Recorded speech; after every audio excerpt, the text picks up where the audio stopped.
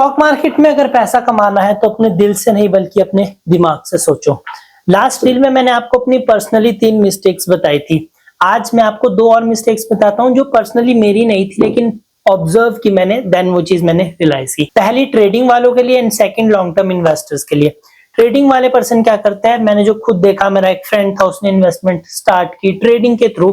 Then एक 25-30 हजार की कैपिटल उसने अरेंज की। पहले दिन 5% का प्रॉफिट और उसकी किस्मत ने भी साथ दिया। दूसरे दिन 8, फिर 12, फिर 15।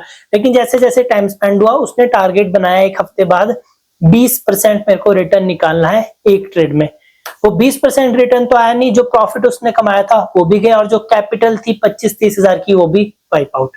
और वो दिन है और आज का दिन है, उसने ट्रेडिंग नहीं की। तो यहाँ पर ग्रीड यानी जो आपकी ओवर ट्रेडिंग है, ये चीज आपने अवॉइड करनी है। दूसरी हमारी आ गई लॉन्ग टर्म इन्वेस्टर्स के लिए। अब मेरे कुछ एक फ्रेंड्स ने मेरे को देखकर इन्वेस्टमेंट स्टार्ट की, मैंने उनको बेसिक सा गाइड किया, ओपिनियन वगैरह शेयर किए उनको, लेकिन चाहिए पका पकाया। और ना जाने कब उन्होंने मेरे फोन में मेरा डैशबोर्ड ओपन करके कुछ एक स्टॉक्स जो मैंने अपने अकॉर्डिंग पिक किए थे उस टाइम पर, उन्होंने देख लिए और वो ही उन्होंने सिलेक्ट कर लिए। अब मार्केट गिरी, अब मेरे को पता था कि अगर वो मार्केट गिरेगी उन स्टॉक्स में तो मैं और खरीदूंगा, वो मेरी कुछ एक स्ट्रेटेजी थी इस बेस पर। लेकिन उनको ये बेसिक नहीं पता था और उन्होंने सेल आउट कर दिए 30-40% के लॉस पर।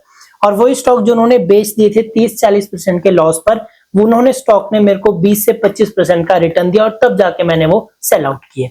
तो ये बेसिक रूल होता है कि जब मार्केट गिर रही है तो आपको खरीदना चाहिए, लेकिन उनको एडवांस का सीखना था, बेस उन्होंने फॉलो किया ही नहीं।